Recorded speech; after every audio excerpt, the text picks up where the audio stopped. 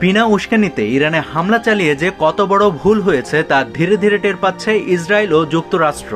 ইরানের পাল্টা হামলার ভয়ে যুদ্ধবিরতির ঘোষণা দিতে বাধ্য হন মার্কিন প্রেসিডেন্ট ডোনাল্ড ট্রাম্প।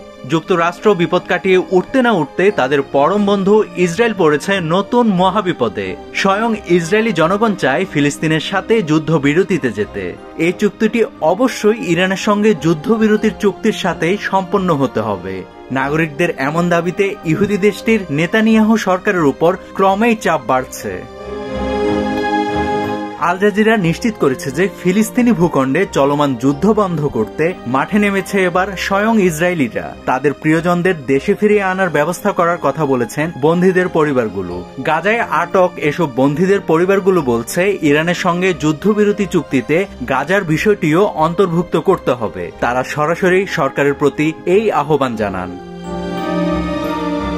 বন্দী ও নিখোঁজ পরিবারের ফোরাম এক বিবৃতিতে জানায়, যুদ্ধবিরতি চুক্তিতে গাজাও অন্তর্ভুক্ত থাকতে হবে। আমরা সরকারের প্রতি আহ্বান জানাই তারা যেন দ্রুত আলোচনায় বসে, যাতে সব বন্দীর মুক্তি ও যুদ্ধের অবসান নিশ্চিত হয়। যদি ইরানের সঙ্গে যুদ্ধবিরতি করা হয় তবে গাজায়ও যুদ্ধ বন্ধ করা সম্ভব।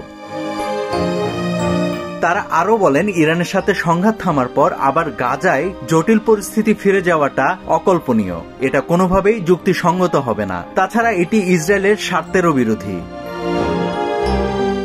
এ ফোরামের পক্ষ থেকে আরো জানানো হয়, ইরানে অভিযান চালিয়ে বন্দীদের মুক্তির কাজে তা যদি ব্যবহার করা না হয় তাহলে এ হবে এক বড় কূটনৈতিক ব্যর্থতা। এখন একটি ঐতিহাসিক সুযোগ এসেছে এবং ইসরায়েল সরকারের উচিত এই সুযোগটিকে পুরোপুরি কাজে লাগানো।